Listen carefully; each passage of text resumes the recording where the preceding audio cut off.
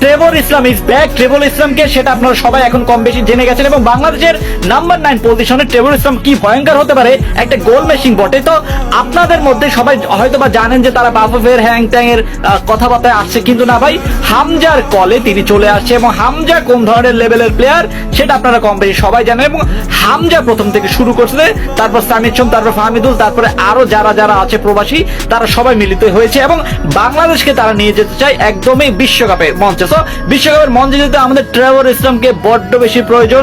Trevor ইসলামকে সেটা আমি প্রথম থেকে বলে আসছি, ট্রেভর ইসলাম হচ্ছে আমেরিকায় যে প্রিমিয়ার লিগটা হয়ে থাকে উপরে, সেই প্রিমিয়ার লিগের দ্বিতীয় স্তরের ক্লাবে তিনি মূলত খেলে থাকেন, যেখানে কিনা জায়ানও খেলে থাকেন। তো এমনটা যদি হয়, বাংলাদেশ ফুটবলটা যে কতখানি উপরে যাবে সেটা হয়তো বা আপনারা চিন্তাও করতে পারবেন না। কিন্তু দিন শেষে একটা কথা আমার কাছে মনে হয় যে ভাই, এখানে সিন্ডিকেটটা মুক্ত রাখতে হবে। ভারতের বিপক্ষে যে আমাদের ঐতিহাসিক ম্যাচ, কিন্তু এর আগে কিন্তু আমরা আফগানিস্তানের বিপক্ষে একটা ম্যাচ খেলবো, এবং ওই আফগানিস্তানের বিপক্ষে ওই ম্যাচ দিয়েই হয়তোবা ট্রেভর ইসলামের যাত্রাটা শুরু হবে।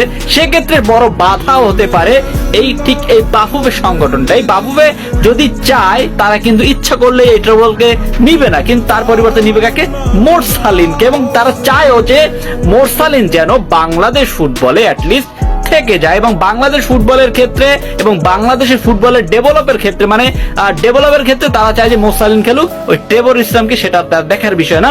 তো কিউবা মিচেলকেও একটা কথা তিনি কিন্তু বইলে আসছে যে বাংলাদেশ টিমে কিউবা মিচেলের যে গুরুত্ব কতটা গুরুত্বপূর্ণ সেটা হয়তো বা সবাই বুঝে গেছে ইতিমধ্যে। এবং বাংলাদেশে যে ট্যালেন্টের অভাব নাই সেটা আপনি ফারহান আলী ওয়াহিদকে দেখলে বুঝতে পারবেন। এই ছেলেটাকে আপনি চিনে রাখেন, ফুলহাম এফসির হয়ে খেলে থাকে, যেটা কিনা হামজা চৌধুরী যে লিগে খেলে তার থেকে উপরের লিগে। হামজা এখন কিন্তু সেকেন্ড টায়ারের লিগে খেলে, সেই ফুলহাম কিন্তু প্রিমিয়ার লিগ খেলছো। ব্যাপারটা একটু বুঝতে হবে আপনাদের। সো এখন কথা হচ্ছে বাংলাদেশের ট্যালেন্টটা কোথায় ভাই? ওদের চেহারা একটু দেখেন, ওরা কোন লেভেলের প্লেয়ার। বাংলাদেশে যে কত ট্যালেন্ট রয়েছে আমরা আসলে মূল্যায়ন করি না। আমরা কিভাবে করব? আমরা হেভিয়ার ক্যাব্রার মতো কোচকে যদি রেখে দিতে পারি, তাহলে আমাদের ওইখানে মূল্যায়ন করার কিছু নাই। তো ব্যাপারটা হচ্ছে ঠিক এই জায়গায় আমরা পারি না, একান্ত হচ্ছে আমাদের টাকার অভাব। কিসের টাকার অভাব ভাই আমি জানি না, কিন্তু সিন্ডিকেট ভরা আমাদের এই দেশটা। এই দেশে হামজা চৌধুরীর মতো একমাত্র, আমি মনে করি যে হামজা চৌধুরী কিন্তু আমরা সবাই কম বেশি চিনি, তার বিধায় তাকে কেউ কিছু বলে না, অন্যথায় তাকে কিন্তু বাদ দেওয়া হইতো। এই সিন্ডিকেটের পাল্লায় পড়া তাকেও বাদ দেওয়া হইতো। বাংলাদেশ চায় যে হামজা চৌধুরী সবসময় চায় যে বাংলাদেশকে উপরের লেভেলে নিয়ে যেতে, যার পরিপ্রেক্ষিতে হামজা চৌধুরী এখন পর্যন্ত খেলে আসছে। অন্য কেউ হইলে ভাই জীবনেও আসতো না।